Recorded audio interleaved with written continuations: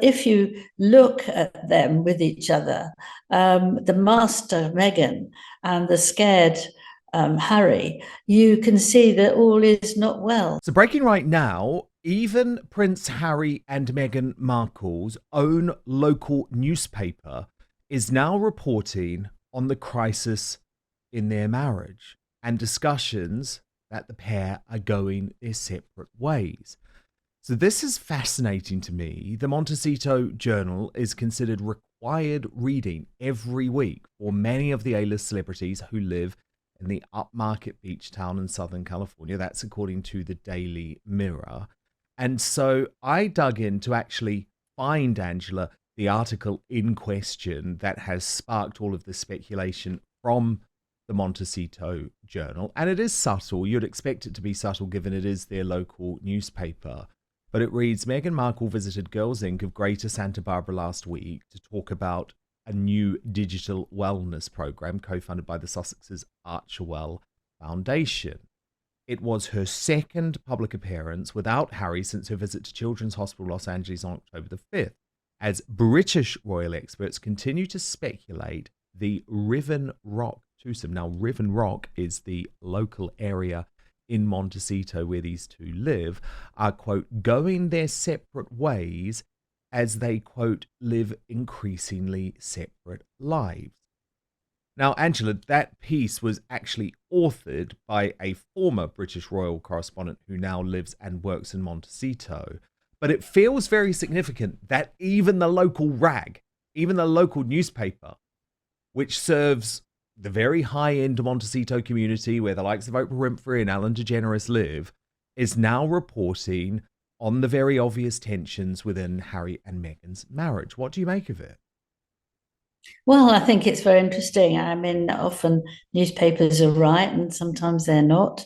They might be just playing, trying to stay on the front page, people wondering where they are, or it's really true, and we're also wondering where they are. I think there's a sort of urge to be on in papers, whatever, if it's good or bad. Some people think, never mind what people are saying about me, as long as they're saying something about me, which is why with Eric, to say, oh, they're not worth talking about hurts such a lot.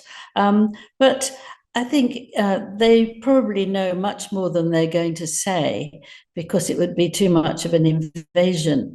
But what is the truth is that a lot of the things that they plan to do have not come off. Absolutely not, because they've hired people, or Meghan has hired people, and then not listened to what they've said, or they've rushed ahead, and that hasn't worked either.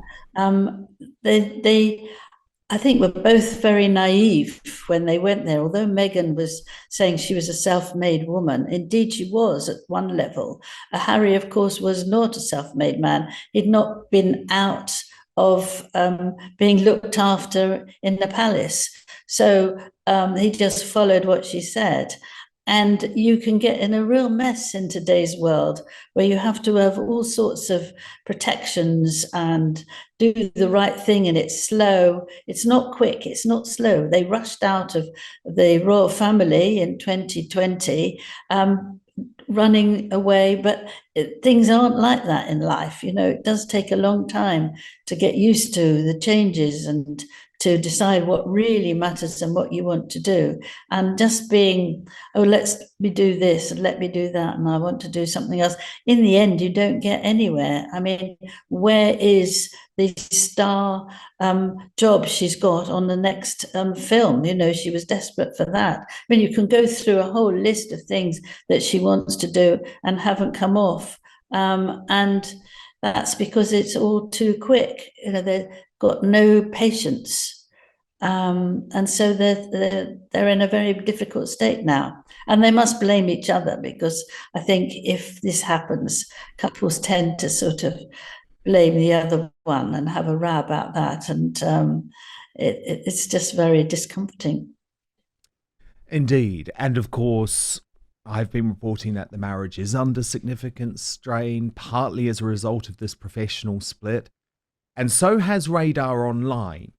Angela. Now, let's be honest about it. Radar Online, they're not always accurate, but every now and then they do break big stories. And they have actually published the fact that the divorce room is reaching fever pitch because the Sussexes are living separate lives and will continue to do so. They report that Harry's been moping around by himself in Montecito at a local cafe.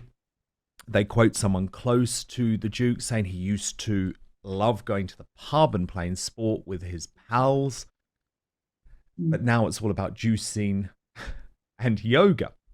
And then the key line is, Angela, they say they are effectively on a trial separation while they work this out. But of course, there is a bit of a fight back from sources close to the Sussexes who say it's normal. It's completely normal for a couple not to do everything together. So it is very interesting. But the thing is, Angela, there are so many ways that they could shut this down immediately. Well, but they're actually saying sort of nonsense, isn't it? Because if you're not with your partner, and if you have been for years, then something is wrong. You're not suddenly going to say, well, actually, we want to do completely different things.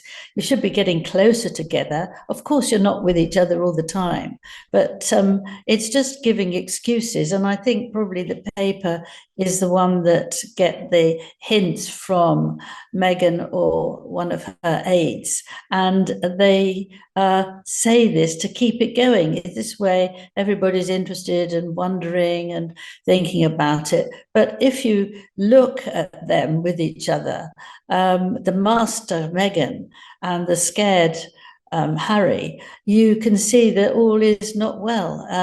If you looked, for example, at the King and Queen over in Australia, you can feel how warm they are together. You can understand that they enjoy so much being together, laughing together, whispering in the pouring rain together.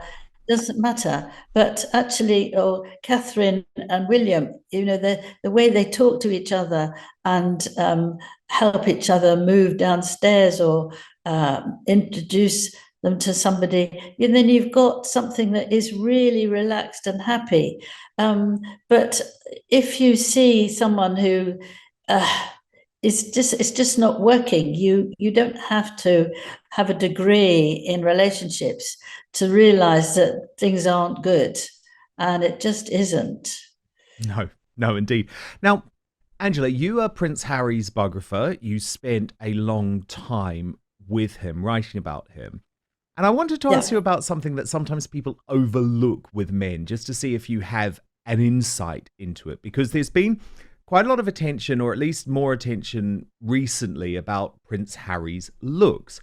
Now, this is in part because there is speculation that he's really struggling about the fact that he's balding. We know that he described his own brother's alarmingly balding hair in his autobiography, Spare. But then last week, Harper's Bazaar decided to name Prince Harry the 25th hottest man of all time, which put him ahead of people like Bradley Cooper and David Beckham, which does feel slightly ludicrous. But how, for a man, Angela, losing your hair can be a really big deal. It can certainly claw away at your confidence. Knowing Prince Harry like you do, how do you feel he's coping with the fact that, let's just be honest about it, Angela, his looks, whatever looks he had, are disappearing? Yes, I'm sure that it's difficult for any man to go bald. And I feel for them. But I think that it's only a part of how he feels in general, because, reaching 40, you should know or should be pleased where you've got to, what you want to do. You've got things sorted, and he hasn't. So the baldness actually is yet another thing that he doesn't work for him. When he was younger. I think people found him extremely exciting because he was funny and enjoyable. But I think now he's too much into himself and doesn't know where to go. But that's understandable. He needs to think about it and work it out. And it's his own fault because he was been so rude. But I find that it's very difficult. I looked up those two men very carefully to look to see if they were really much nicer than Harry, but I wasn't taken Well, by either of them. I'm afraid. yeah, there were a few actually that were There was a few lower of them, and I lower looked than them all up, Harry. and I thought, oh Matthew no, oh no. McConaughey, Channing Tatum. That must have been fun research for you, Angela. All, It of was course, in the line of duty. I appreciate you doing that.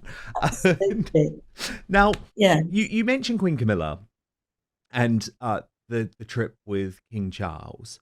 yes, And it's been very interesting, hasn't it? Buckingham Palace certainly giving a lot of credit to Camilla for getting Charles through this very difficult period. And we now learn, Angela, that Charles is going to return to full royal touring duties, which seems an extraordinary thing given he is still undergoing his treatment for cancer. Some people thinking that maybe it's immunotherapy because he took lots of interest in that particular type of treatment when he was in Australia. But what do you make of Camilla's new role? But first, we've been told our whole lives that wrinkle creams were the easiest way to look younger. Now one doctor says that's nothing but old news. According to Dr. John Lake, the world-renowned Beverly Hills beauty expert, most wrinkle fixers on the market are nothing but glorified moisturizers. He says they hardly make a dent on your appearance, and some can even be harmful to your skin. Recently, Dr. Lake has focused his attention away from mainstream cosmetic practices. Why? So that he can pursue a revolutionary anti-aging breakthrough, one that some experts say could empty the wallets of the cosmetic industry. He says it's almost like Photoshop for your face. You may even be mad after seeing how easy it is to visibly erase wrinkles from view. His personal clients have dubbed his new do-it-yourself technique the age rewinder method because it can take years or even decades off your appearance in under 2 minutes. So in light of this amazing breakthrough, Dr. Lake has released a step-by-step video to the public, free and uninterrupted, where he outlines exactly how to use this simple solution from home.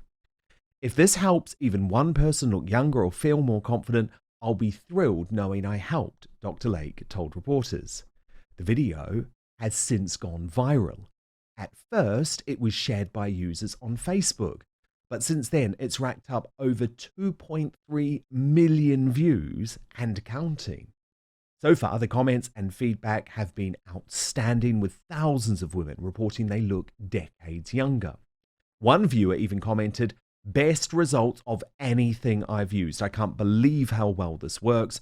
I'll never stop using this. I don't understand how it works, but the results are great. Thank you." So you can find out more about this yourself right now. Go to bhmd1.com/outspoken, or you can just click on the link in the description box below. Let me repeat, bhmd1.com/outspoken. Now, there is one thing Dr. Lake asks from his viewers. If watching this video helps you look and feel younger than you have in years, then please share this video with your friends and loved ones. Together, we have the power to help as many women reclaim a youthful look as possible. So go watch the video at bhmd1.com/outspoken right now, or just click on the link in the description box below. But now, back to the show. Well, I think this is that she's suddenly come to be recognized. I think the role was always there. She was always there, but she didn't have the opportunity to show it really, or the confidence.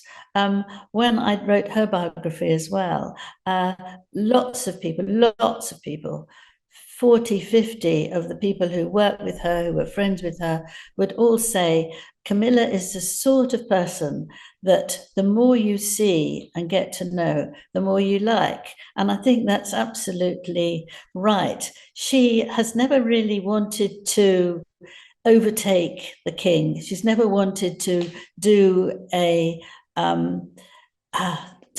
make sort of him look small, which I think Meghan was quite unaware of, but did do. And I mean, when you think that the Queen wouldn't speak to her at all for a long, long time, didn't think she was suitable, and that it was very, very difficult to her. And a lot of people called her the most hated woman in Britain. And now there's one company or person or TV shot saying, you know, how wonderful she's been. And that is because she's very natural. She's not phony. And her aim is to be there for Charles. She said that when Prince Philip died, that she admired him so much how he had behaved with the Queen, because he had many opportunities to be a very senior person in the Navy, but he gave up all this for Queen Elizabeth. And he walked behind her, but he was always, always there for her. And that's what she's wanted to do. And if you look, she either walks with him or slightly behind him. She doesn't even want to move in front of him, but she makes him laugh. They were seen giggling away. She had a fan and she was laughing, so much so that she started crying with laughter about the rain or about something. And they have a very good sense of humor. And it was just very interesting that she looked anxious when the king was sitting down and he was given a drink mixture of all sorts of herbs and things like that. And I think she obviously felt, I hope this doesn't have a bad effect on him. And she was looking very anxiously, and he didn't drink very much. And you could see that just gently she softened and relaxed. But what was also very sweet was they went for a walk in the big park in Australia, and they went arm by arm in front of all these amazing trees and thousands of different plants and trees there. And I don't think that's ever happened with the royal family, with the top royals. I don't think the Queen would necessarily have liked that, because she doesn't want that sort of thing exposed when you're working. But they did it, and I thought, well, you know, good for you. And they walked along arm in arm, and the king tripped up at one point, was, you know, caught, and waited for her to do it behind him very gently. And they really do look after each other. Sometimes he pulls her away when she's having a good chat with someone. But other than that, I think they have a very, very easygoing relationship with each other. And I think that people can feel that. I could feel that from watching it on television, because they are so relaxed with him.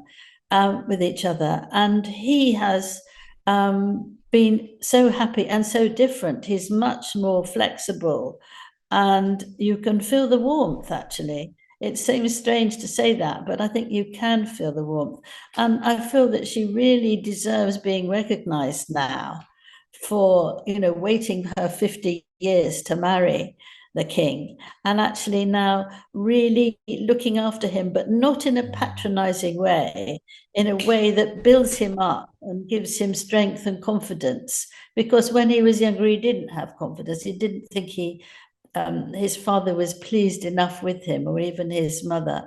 But he knows that she thinks he is good, and he's done a great deal. And they are a marvelous pair, and I think it was lovely to see that. And I think that, you know, when they were waiting for just before they went to the airport, and they'd arrived, there were going to be 8,000 people a room for 8,000 people, but they always think nobody's going to turn up. She thought no one might turn up at her wedding, but she felt that then. But they had 10,000 people cheering and clapping and shouting and being so positive and lovely that they were waving like mad as they got in the plane. I mean, it was really, I think it's given him a huge boost. It was like 1983 all over again. It was incredible, yeah. Yeah, and that's why it was amazing how quickly that came from the palace that he was now going to work all the time as he has done before. I mean, they didn't even wait till he came back. It was a test.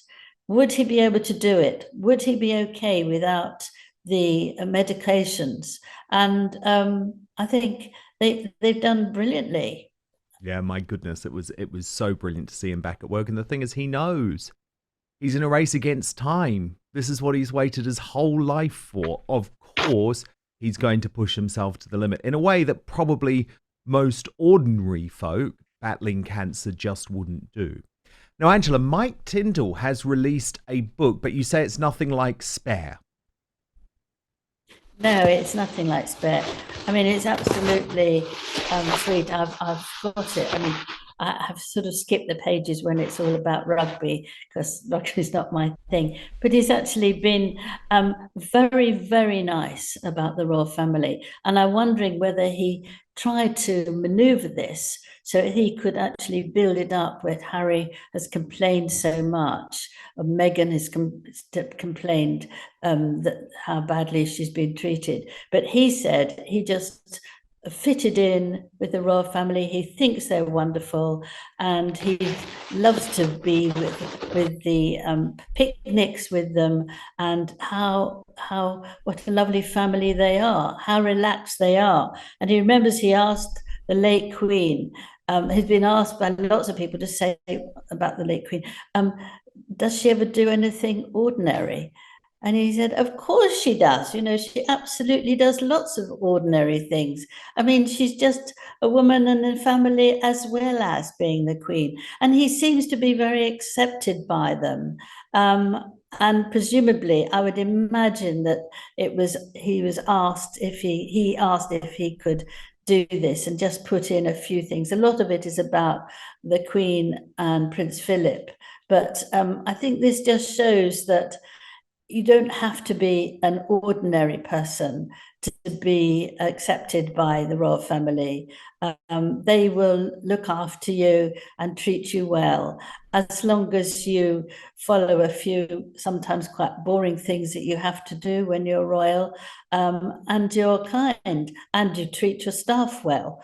That's very important. They're all treated a bit like they're within the family. And I thought it was a very nice thing, actually. Very nice to hear from him, telling the truth about what the royal family is all about. Yes, it couldn't provide more of a contrast, could it? And the thing that I really like about Mike Tindall and Zara actually is that they backed William and Catherine in a full throttled manner. They made it very, very clear behind the scenes that the behavior of Harry and Meghan was just completely inexcusable. And Angela, Fergie, yes. God goodness, she's everywhere at the moment. So Sarah Ferguson, you're telling me she's now joined the social network TikTok? Yes, she has joined TikTok, but she doesn't dance, which most people do, and she doesn't. Oh, I don't dance on there, I promise you. What she does really is to talk about her experience of having cancer.